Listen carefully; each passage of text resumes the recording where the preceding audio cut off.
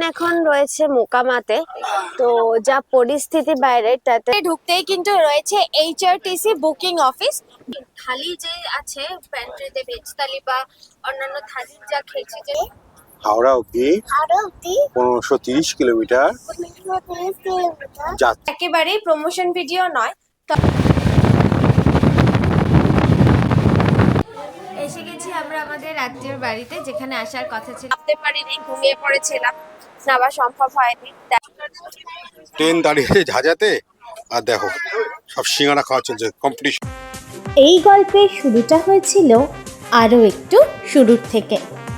রাতের অন্ধকারে পাহাড়ি শহর তখন আলোর মালায় আলোকিত। এক নিমেষেই মানালি শহর যেন রূপকথার রাজ্যে পরিণত হয়েছে।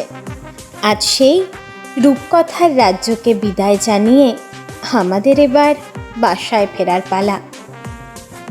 আমরা এখন রয়েছি মানালি বাস স্ট্যান্ডে, আর মানালি বাস স্ট্যান্ডের এটা হচ্ছে ভলভো বাসের বুকিং কাউন্টার। এখান থেকে আপনারা কিন্তু অফলাইন টিকিট বুক করে নিতে পারেন, আর তাছাড়াও যারা চাইছেন তারা তো অবশ্যই রাখতে পারেন অনলাইন অপশন। আমরাও আজকে জার্নি করব মানালি টু দিল্লি ভলভো বাসে। আমরা আজকের জন্য বুক করেছি লক্ষ্মী হলিডেজের ভলভো বাস। এটা আমাদের প্যাকেজেই ইনক্লুডেড, কিন্তু যারা নিজেরাই ট্যুর অর্গানাইজ করছেন তারা যদি চান এখান থেকেই কিন্তু এসে ভলভো বাসের টিকিট বুক করতে পারেন। আর এখান থেকে শুধু দিল্লিরই নয়, চণ্ডীগড়, অমৃতসর, শিমলা, চম্পা, এরকম অনেক জায়গার কিন্তু বাস আপনারা পেয়ে যাবেন। ধর্মশালারও বাস কিন্তু এখান থেকে পেয়ে যাবেন। তার জন্য অবশ্যই আগে থেকে এসে একটু যোগাযোগ করে নিতে হবে। চলুন এখন অপেক্ষা করছি লাগেজপত্র এক জায়গায় নিয়ে, কিছুক্ষণের মধ্যেই বাস এসে যাবে, তারপর অবশ্যই আপনাদেরকে বাসটা রিভিউ করে দেখাবো। মানালি টু দিল্লি প্রায় 11 ঘন্টার যাত্রাপথে আমাদের যা যা কিছু এক্সপিরিয়েন্স হবে সবটাই কিন্তু আপনাদের সাথে শেয়ার করে নেব। আর আশা করছি জার্নিটা খুব স্মুথ হবে, কারণ বাসটা ভালো। এইসব বাসে জার্নি তো ভালোই হয়, এর আগেও আমরা ট্রাভেল করেছি এই বাসে। তো চলুন ভিতরে যাই। আমাদের মালপত্র সব কিছুই কিন্তু একদম বাসের পেটের মধ্যে আমরা গুজে দিয়েছি। এখন যাব সিটে, আর ঘড়িতে এখন বাজে 8:10। বাসের ডিপার্চার টাইম হচ্ছে 8:20। তো চলুন রাইট টাইমেই বাস ছেড়ে দেবে, উঠে যাই, তারপরে আপনাদেরকে সিট রেশিও বা ভিতরে যা যা আছে রিভিউ করে দেখানোর চেষ্টা করব। আমাদের সিটগুলো এবার খুব ভালো পড়েছে। আমরা বলেছিলাম আমাদের সিটগুলো একটু সামনের দিকে হলেই ভালো হয়, যেহেতু বয়স্ক লোকজন আছে, বাচ্চা আছে, ছানাটারও টিকিট কেটে নিয়েছি, নাহলে ট্রাভেল করতে খুব কষ্ট হয়। ছানা আছে, সিটে বসে আছে। আসুন। আর ভলভো বাস অ্যাজ ইউজুয়াল যেটা হয়, সিটগুলো কিন্তু 2:2 রেশিওতে রয়েছে। এই যে দুটো করে আছে, পুশ ব্যাক সিস্টেম রয়েছে, আর বাঙ্ক তো রয়েছে। আপনাদের হ্যান্ড লাগেজ রাখার জন্য বাঙ্ক রয়েছে, আর তাছাড়া বড় লাগেজ তো চলেই যাবে ডিকির ভিতরে। আসুন, এই পরপর 8টা সিট আমাদের একদম ফার্স্টের থেকেই রয়েছে।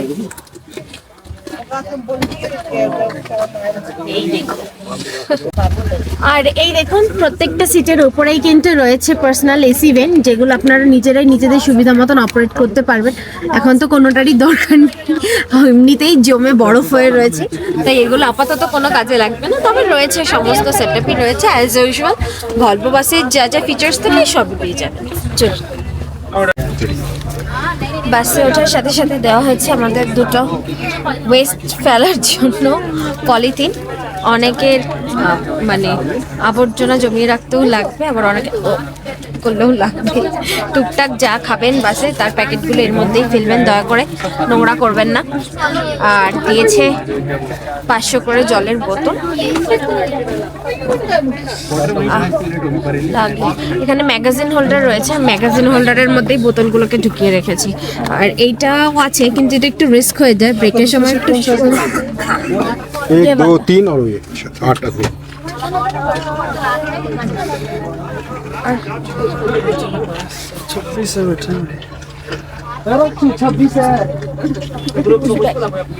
পুশব্যাকও ভালো মতন কাজ করছে। চার্জিং পয়েন্ট, ফুট রেস্ট সাথে ওঠা উঠিয়ে দিয়েছি। আর একদম মাস্ট। চলুন, আশা করছি জার্নিটাও খুব ভালো হবে। ভলভো বাসগুলিতে যে ধরনের সুযোগ সুবিধা থাকে তা সব কিছুই যথাযথ ছিল এই যাত্রায়। নির্ধারিত সময় অনুযায়ী বাস রওনা দিল তার গন্তব্য নিউ দিল্লির উদ্দেশ্যে। এই বাসে কোনো বায়ো টয়লেটের সুবিধা নেই, তাই জন্য হোল নাইট এই জার্নিতে বাস 2 থেকে 3 বার বিভিন্ন জায়গায় হল্ট করে যাত্রীদের সুবিধার্থে।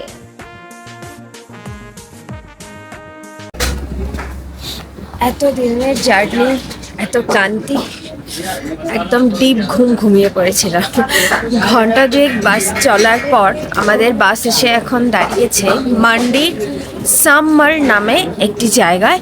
এখানে একটা ধাবায় এসে বাস দাঁড়িয়েছে। এখানে এখন 8 ঘন্টার ডিনার ব্রেক আছে।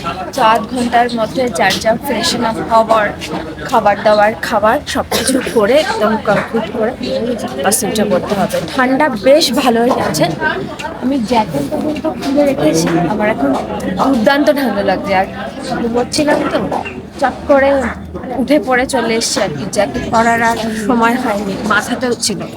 তো যাই হোক, মাত্র 8 ঘন্টা সময়, এর মধ্যেই চটপট ফ্রেশ হয়ে খাওয়া দাওয়া সব সেরে নিতে হবে।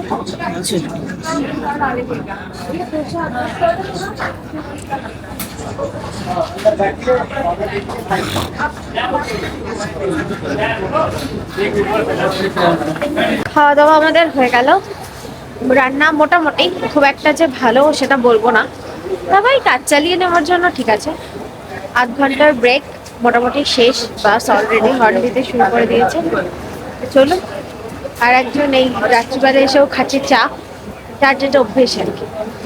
চলুন, আর কথা না বাড়িয়ে চটপট বাসে করি, ছানাটা বাসে ঘুমাচ্ছে। আর রাত্রিবেলায় জার্নি বিশেষ কিছু তার খুব একটা দেখানোরও নেই, চারপাশটা অন্ধকার। এখন ঘুমানো ছাড়া আর খুব একটা কোনো কাজ আমাদের নেই। अरे यार मैं ये कह रहा था अभी চলুন, আবার ভোরবেলা দিল্লি পৌঁছে দেখা হবে।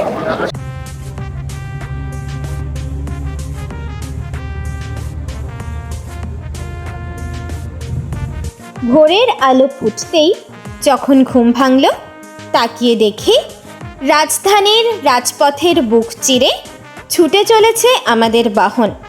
উদ্দেশ্য যেন সময়ের কিছু আগেই যাত্রীদের গন্তব্যে পৌঁছে দেওয়া। যারা মানালি থেকে নিউ দিল্লির পথে আগামী দিনে বাসে জার্নি করবেন তাদের জন্য বলি, প্রত্যেক যাত্রীকে কিন্তু কাশ্মীরি গেটের সামনে নামিয়ে দেওয়া হয়। সেখান থেকে শুরু আপনার আগামী পথ চলা। রাজধানীর বুকে দাঁড়িয়ে একটা মিষ্টি সুপ্রভাত সবাইকে।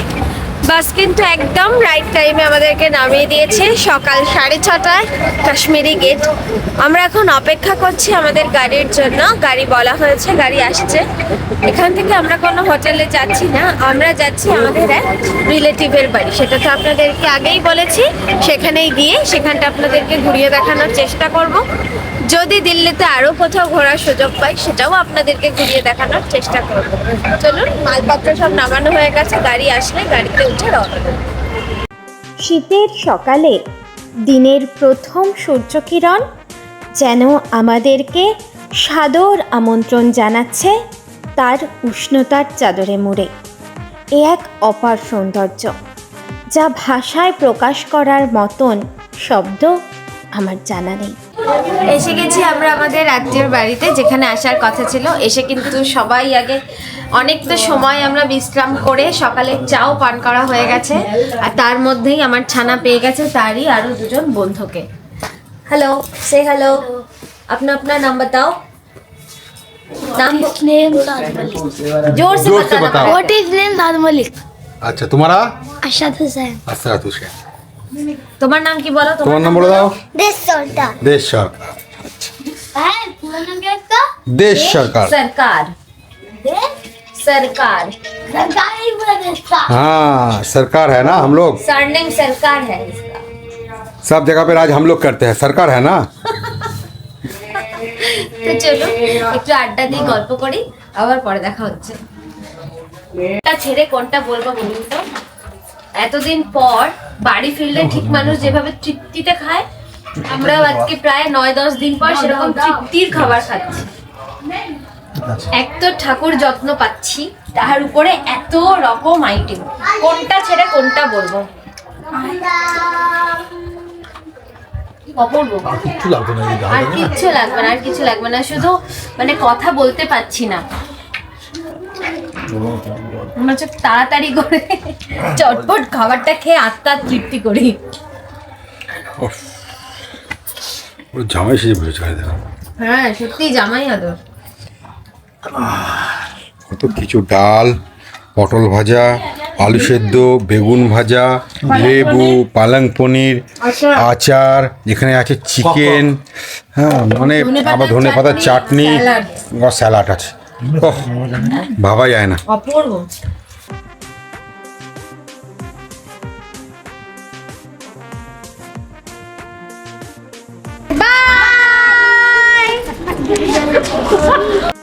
দিল্লির ট্রাফিক নামকরা, সেটা অনেকের মুখেই শুনেছিলাম, কিন্তু এবার যে এই ঘটনার প্রত্যক্ষদর্শী হতে চলেছি সে আর কেই বা জানত।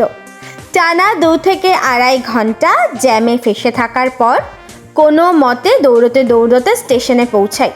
মনে মনে তো ভেবেছিলাম ট্রেন বুঝি আমাদের টাটা বাই বাই বলে রওনা দিয়েই দিয়েছে কলকাতার উদ্দেশ্যে, কিন্তু ওই যে কথায় আছে না, নসিব আপনা আপনা। এতটা দেরিতে আমরা প্ল্যাটফর্মে এসে পৌঁছেছি যে প্রথম থেকে যে পুরোটা ভিডিও করে আপনাদের দেখাবো ভালোভাবে, সেটা আমি করতে পারিনি, তার জন্য দুঃখিত।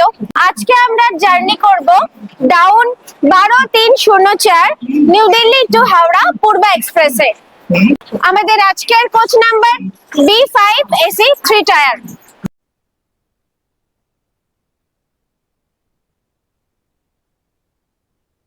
নির্ধারিত সময় অনুযায়ী কিন্তু আমাদের ট্রেন রাজধানীকে ছেড়ে রওনা দিল আমাদের তিলোত্তমার উদ্দেশ্যে।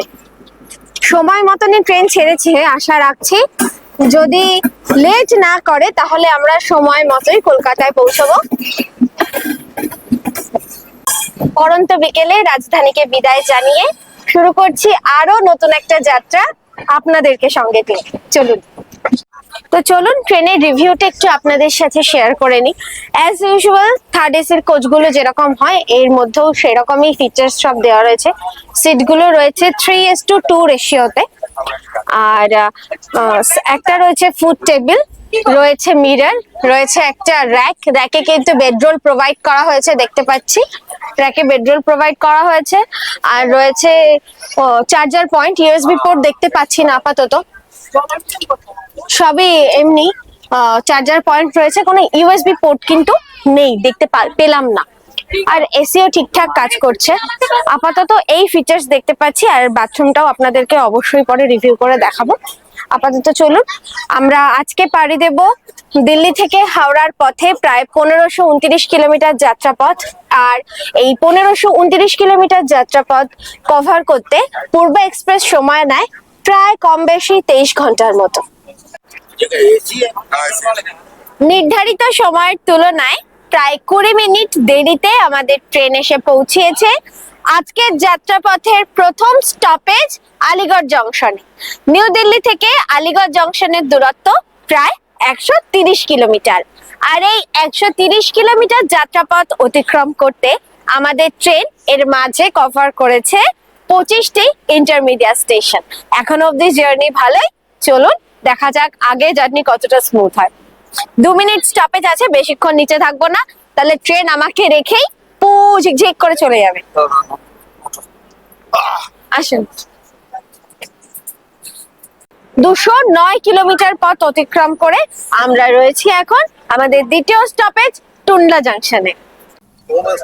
আমাদের ট্রেন এখন দাঁড়িয়ে রয়েছে আমাদের আজকের যাত্রাপথের 3 নম্বর স্টেশন ইটাবা জংশনে।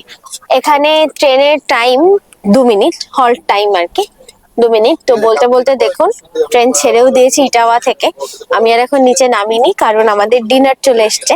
আজকে ডিনারে আমরা অর্ডার করেছি এগ থালি, রয়েছে 2টো ডিম, ডাল, একটা সবজি, মিষ্টি আর ভাত।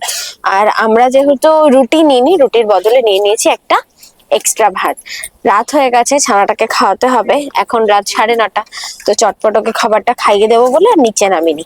তো আগে খেয়ে নি, তারপরে জানাচ্ছি খাবার কেমন। খাবার অ্যাজ ইউজুয়াল প্যান্ট্রিকারে একই রকম হয়, ধারাবাহিকতা বজায় রাখে। তো তবুও খেয়ে নিয়ে তারপর আপনাদেরকে জানাবো।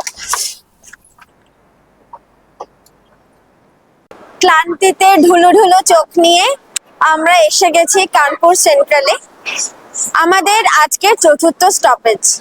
নিউ দিল্লি থেকে কানপুর সেন্ট্রাল পর্যন্ত আমাদের ট্রেন কভার করে নিয়েছে মোট 440 কিলোমিটার যাত্রাপথ।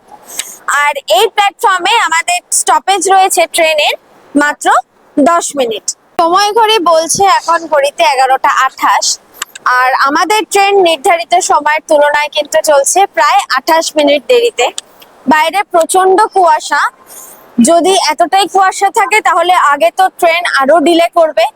তো দেখা যাক কিরকম কি পৌঁছায়। আমাদের পরবর্তী স্টপেজ হচ্ছে প্রয়াগরাজ জংশন, পরবর্তী স্টপেজ। তখন যদি ট্রেন এই গতিতেই চলে তাহলে কিন্তু পৌঁছানোর টাইম প্রায় রাত 1:30 নাগাদ। কিন্তু ততক্ষণ মনে হচ্ছে না জেগে থাকতে পারবো, কারণ এতদিন হয়েছে বেজায় ঘুরো ঘুরো, তাই ক্লান্তিতে আমাদের চোখ ঢুলু ঢুলু। আর যেহেতু ছানাটা রয়েছে, একটু শুয়ে পড়বো। যদি সম্ভব হয়, যদি কর্তামশাই নামে, তো আপনাদের দাদা আপনাদের মাঝখানে দু একটা স্টপেজ দেখানোর চেষ্টা করবে যদি নামতে পারে। কিন্তু আমার পক্ষে ছেলেকে একা রেখে আর নামা সম্ভব হবে না। তো দেখা হবে আবার কাল সকালে। আজকের মতো গুড নাইট। ট্রেনে উঠতে উঠতেই কিন্তু আমাদের সাথে দেখা হয়ে গেছে লখনৌ মুম্বাই পুষ্পক এক্সপ্রেসের। তো চলুন আপনাদের সাথে পুষ্পককেও টাটা গুড নাইট বলে ঘুমু ঘুমু করতে যাই। ট্রেনের এসি কামরাগুলিতে মধ্যরাতে যদি কারোর হঠাৎ করে ঘুম ভেঙে যায় তাহলে তা বড়ই যন্ত্রণাদায়ক, যদি সে আমার মতো পাবলিক হয়। এই রহস্যময় নীলাভ আলো আর সাদা চাদরে আপাদমস্তক ঢেকে থাকা যাত্রীগুলিকে এক একটা ডেড বডি মনে হয়। আচমকা যেন মনে হয় মর্গে চলে আসেনি তো। ভারতীয় রেলের কাছে আমাদের মতো মানুষের বিনীত অনুরোধ, দয়া করে এই রহস্যময় নীল আলো বদলান, আর না হলে এই বেডরোলের কালারগুলো বদলান। Good morning everyone. এখন আমরা রয়েছি বিহারের আরা জংশনে। ঘুমোতে ঘুমোতে পাড়ি দিয়ে ফেলেছি প্রায় 509 কিলোমিটার পথ। আর দিল্লি থেকে বিহারের আরা জংশন অব্দি টোটাল যাত্রাপথ কভার করেছে আমাদের ট্রেন প্রায় 949 কিলোমিটার। আর এখানে এই ট্রেনের স্টপেজ রয়েছে মাত্র 5 মিনিট। এটা কিন্তু ট্রেনের অষ্টম হল্ট। চলুন, মাঝখানে আমি আর নামতে পারিনি, ঘুমিয়ে পড়েছিলাম, নামা সম্ভব হয়নি। তাই আবার এই ভোরবেলা থেকে আপনাদের সাথে আরম্ভ করলাম কথা বলা। ট্রেন ছেড়েও দিয়েছে।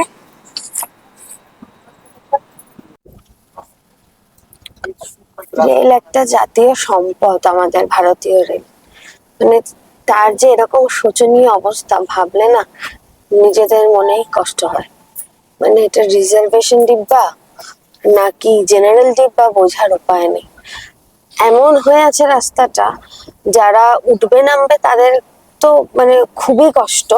এমনকি ওয়াশরুমে পর্যন্ত যাওয়া যাচ্ছে না, মালপত্র নিয়ে তাদেরকে বললেও কোনো কাজ হচ্ছে না। তারা ভাবছে এটা আমাদের একদম মানে কি বলবো জাতীয় অধিকার এই রাস্তাটা জাম করে রাখা।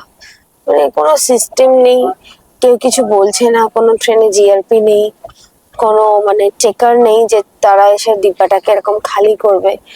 অন্তত থার্ড এসি বলে দাও, ভিতরে অন্তত হাঁটাচলা করা যাচ্ছে, বাথরুম চেপেই আপনাকে হাঁটাচলা করতে হবে আর কিরকমই অবস্থা। আর যদি এটা নন এসি কামরা হতো তাহলে তো আপনাকে উঠিয়েই বসে থাকতো, মানে উঠিয়ে বসে আছে এরকমই মানুষের মতামত। যারা আছে নন এসিতে স্লিপার ক্লাসে যারা আছে তাদেরকে মানে রীতিমতো রাত্রিবেলা ঘুম থেকে উঠিয়ে লোয়ার বার্থে ঘুমটাকে উঠিয়ে বলছে আমাদের বসতে দিতে হবে। মানে তাহলে টিকিট কাটার কি দরকার? এরকম জুলুম করে সবকিছু কোনো সিস্টেম নেই রেলের, কাউকে কিছু বলার মানে কেউ কিছু দেখছেও না শুনছেও না, ওই চলছে, কোনো মতে চলতে হয় তাই চলছে। খুব খারাপ অবস্থা, এরকম হওয়া উচিত নয়, ঠিক না। প্রত্যেকে যারা টিকিট কেটেছে এতদিন যারা রিজার্ভেশন করেছে তাদের প্রত্যেককে সাফার করতে হচ্ছে, তাই না? তাহলে আমি টিকিট কেটেও যদি সেই একই স্ট্রাগল করি, তাহলে টিকিট না কেটে এরা তো সেই মানে কি বলবো, সেই একই ফেসিলিটি পেয়ে যাচ্ছে, এসে বসে আছে জোর জুলুম করে।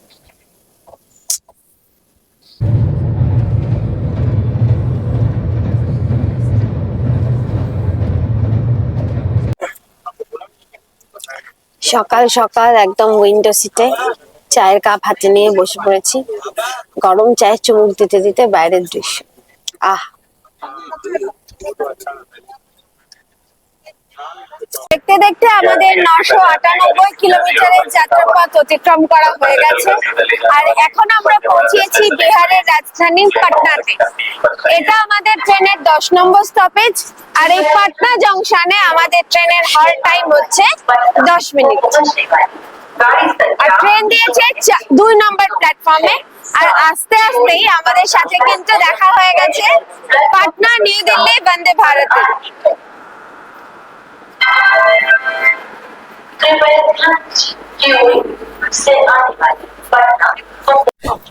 এত গরম যে সসটাও গরম হয়ে গেছে, সসটা মনে হচ্ছে একদম ফুটিয়ে দিয়েছে। গরম গরম না? তো চলে এসছে আমাদের গরম গরম ব্রেকফাস্ট, ব্রেড অমলেট নিয়েছে। না না, অমলেট আছে, ব্রেড অমলেট, দুটো করে ব্রেড অমলেট, আর দাম নিয়েছে 50 টাকা। তো আমরা এখন মা বেটা খাবো এটা। আমরা এখন রয়েছি বার স্টেশনে, 1061 কিলোমিটার পথ অতিক্রম করে। ট্রেনের যা হালাত, তাতে ঠিক মতো যে একটু স্টেশনে নেমে নেমে রিভিউ করব, সেটাও যেন একটা মানে কি বলবো চ্যালেঞ্জ হয়ে দাঁড়িয়েছে। মানে পরিস্থিতি এত খারাপ, দুদিকের গেট এমন ভাবে জাম যে নামাও যাচ্ছে না, আসাও যাচ্ছে না। তো যাই হোক, কি আর করা যাবে, এটাই এখন সিস্টেম হয়ে গেছে, এভাবেই চলতে হবে। কারণ একজন প্রোটেস্ট করে তো কিছু হবে না যদি 10 জন মিলে না প্রোটেস্ট করে।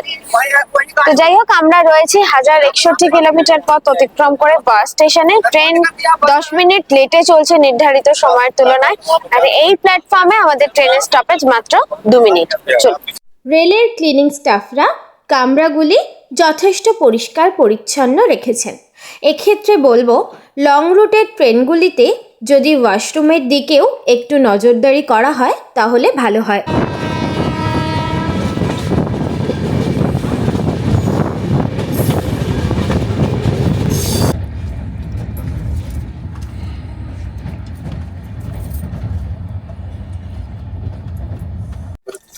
ট্রেন এখন রয়েছে মোকামাতে।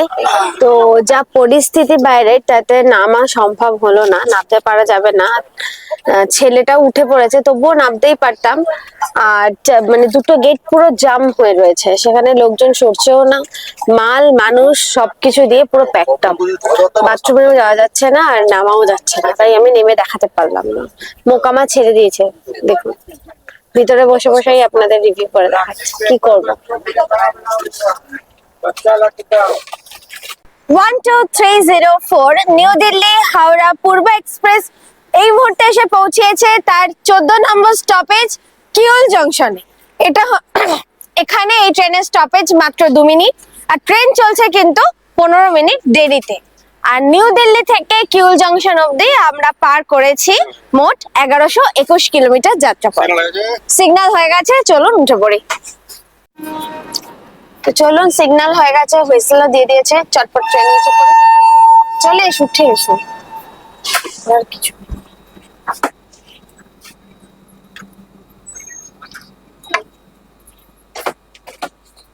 আমরা এখন রয়েছি বিহারের লাস্ট স্টেশন ঝাঝায়। এটা আমাদের আজকের যাত্রাপথের 16 নম্বর স্টপেজ।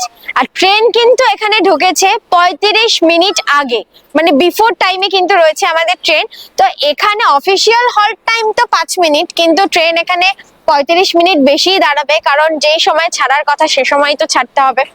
তো এটাই বিহারের লাস্ট স্টেশন, এরপর থেকে কিন্তু শুরু হয়ে যাবে ঝাড়খণ্ড।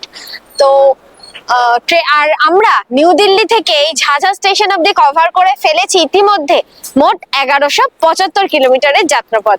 ট্রেন বিফোর টাইমে ঢুকলে খুশিটাই অন্যরকম হয়ে যায়, বলুন। অনেকটা টাইম এখানে ব্রেক পাওয়া যাবে, একটু বাইরে পায়চারিও করে নিতে পারবো, একভাবে বসে থাকা তো। আর আমি জানি একটা ট্রেনের রিভিউ করলে তার ওয়াশরুমটা রিভিউ করাও ক্যাটাগরির মধ্যে পড়ে, সেটা মানে দেখানো উচিত বা বাধ্যতামূলক। কিন্তু ওয়াশরুমের অবস্থা এমনই, যেটা আমি দেখাতে পারছি না, সম্ভব সেটা, মানে আমরা ইউজ করতেই নাজেহাল হয়ে যাচ্ছি, যেটুকু না গেলে নয় সেটুকুই কষ্ট করেই জার্নি করা, তো সেটা দেখানোর মতন পরিস্থিতি নেই। সার্ভিস দেখানো উচিত কিন্তু আমি দেখাতে পারলাম না, সেই জন্য দুঃখিত। চলো। ট্রেন দাঁড়িয়ে ঝাঁঝাতে, আর দেখো সব সিঙ্গারা খাওয়া চলছে, কম্পিটিশন। একটুকে দুটো খেলো, আবার আর দুটো এনে দিলাম। দুটো খাইনি। হ্যাঁ? আরে না না, অনেক ধরে পেটে, ছোট পেট তো অনেক ধরে যায়, তোমরা বুঝবি না তো। একদম একদম। ভালো টেস্টি ভালো লাগছে। সিঙ্গারা তরকারি, বাহ বাহ ঝোল ঝোল তরকারি, বাহ। অন্যরকম কম্বিনেশন। চাটনি দিয়ে খাই, নতুন জার্নি, নতুন রকম খাবার, নতুন রকম এক্সপিরিয়েন্স। চলো, আর কত? 10 টাকা পার পিস, 10 টাকা সিঙ্গারা, সঙ্গে তরকারি ফ্রি, লঙ্কা, কাঁচা লঙ্কা ফ্রি। ঘড়ির কাঁটা বলছে এখন বেলা 11:42, আর ঠিক এই সময় আমরা পদার্পণ করেছি ঝাড়খণ্ডের প্রথম স্টেশন জেসিডি জাংশন। তো জেসিডি জাংশনে আমাদের ট্রেন কিন্তু একদম রাইট টাইমে এসে পৌঁছেছে। মোট 1219 কিলোমিটার যাত্রাপথ অতিক্রম করে এই ট্রেনে স্টপেজ জেসিডি জাংশনে রয়েছে মাত্র 5 মিনিট। 1248 কিলোমিটার পথ অতিক্রম করে এখন আমাদের ট্রেন এসে পৌঁছেছে মধুপুর জংশনে। আর এখানে ট্রেন স্টপেজ টাইম 2 মিনিট, আর ট্রেন দিয়েছে 4 নম্বর প্ল্যাটফর্মে। আর ট্রেন নির্ধারিত সময় থেকে মাত্র 1 মিনিট দেরিতে চলছে। এতক্ষণ বিফোর টাইমে ছিল, আমরা দেখেছি আগে, কিন্তু এখন 1 মিনিট লেটে চলছে। আশা করা যাচ্ছে হাওড়া ঢুকতে ঢুকতে ট্রেন ঠিক সময়ে হাওড়া ঢুকে যাবে, কোনো লেট থাকবে না। চলুন, 1304 কিলোমিটার যাত্রাপথ অতিক্রম করে আমরা এখন আছি চিত্তরঞ্জন। আর চিত্তরঞ্জন পশ্চিমবঙ্গে, মানে আমরা পশ্চিমবঙ্গের প্রথম স্টপেজ আমাদের, আমরা চলে এসেছি পশ্চিমবঙ্গে। এখান থেকে আর 4 ঘন্টা লাগবে হাওড়া যেতে। চলুন দেখা যাক, ট্রেন নির্ধারিত সময় থেকে মাত্র 5টা মিনিট লেটে চলছে। আশা করি সম্ভবত রাইট টাইমে পৌঁছাবে। চলুন ট্রেনে ওঠা যাক। আর এখানে স্টপেজ টাইম 2 মিনিট। 1329 কিলোমিটার যাত্রাপথ অতিক্রম করে আমাদের ট্রেন এই মুহূর্তে আসানসোল জংশনের 5 নম্বর প্ল্যাটফর্ম। ট্রেন কিন্তু একদম রাইট টাইমে আছে, আর এইখানে ট্রেনের স্টপেজ মাত্র 10 মিনিট। তো চলুন, আমরা প্যান্ট্রি থেকে আজকে দুপুরে কোনো খাবার অর্ডার করে নিই, আর ইচ্ছে করছে না প্যান্ট্রির খাবার খেতে, আর বাচ্চাটাও খেতে পারছে না প্যান্ট্রির খাবার।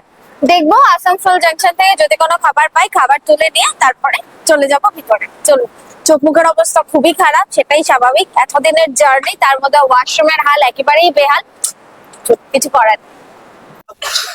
চলে এসছে আমাদের দুপুরের লাঞ্চ, আন্ডা বিরিয়ানি। তিথি খাওয়াচ্ছে এখন ছেলেকে আন্ডা বিরিয়ানি।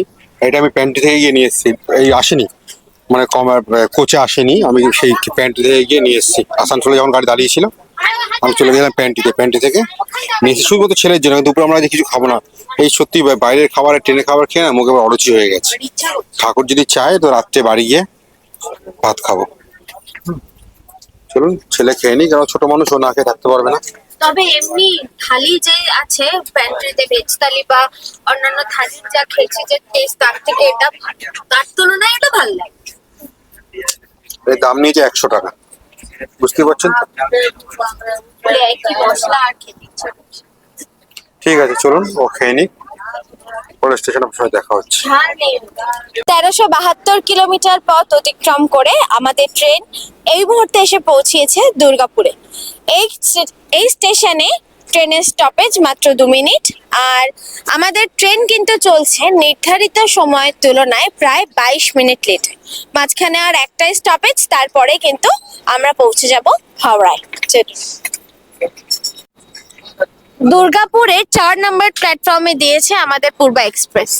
ট্রেন এতক্ষণ ঠিকঠাকই চলছিল, বরঞ্চ বিফোর টাইম চলছিল, কিন্তু আস্তে আস্তে কিন্তু লেট হওয়া শুরু করেছে।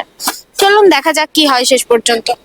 দেখতে দেখতে প্রায় অনেকখানি সময় পেরিয়ে আমরা কিন্তু পৌঁছে গেছি তিলোত্তমার প্রায় দোরগোড়ায়।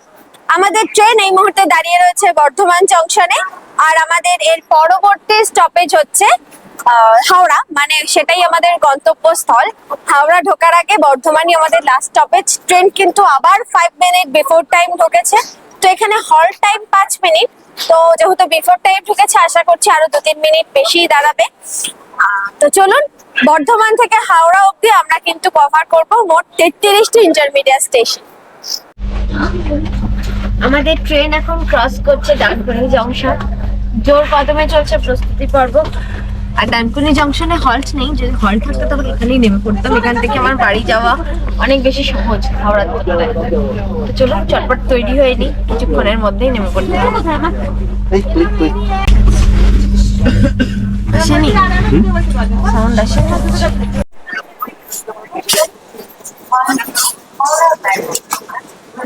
আমরা নেমে গেছি হাওড়ায়। ট্রেন কিন্তু বিফোর টাইমে ঢুকিয়ে দিয়েছে, তার জন্য সত্যি সত্যি মন থেকে ভারতীয় রেলকে একটা ধন্যবাদ, কারণ 14 নম্বর প্ল্যাটফর্মে দিয়েছে আমাদের ট্রেন, আর ট্রেন কিন্তু রয়েছে 10 মিনিট বিফোর টাইম। তাহলে চলুন এবার বাড়ির উদ্দেশ্যে রওনা দিই। সুন্দর জার্নি, সুন্দর সফরের সাক্ষী রাখার চেষ্টা করেছি আপনাদের, এবং সমস্ত কিছুই আমরা যা নিজের চোখে দেখেছি সবটাই ফুটিয়ে তোলার চেষ্টা করেছি এই 6 ইঞ্চি স্ক্রিনের মাধ্যমে। দেখতে দেখতে আজকের ভিডিওটা তাহলে এখানেই শেষ করছি। দেখা হবে আবার নতুন গল্প দিয়ে। টাটা।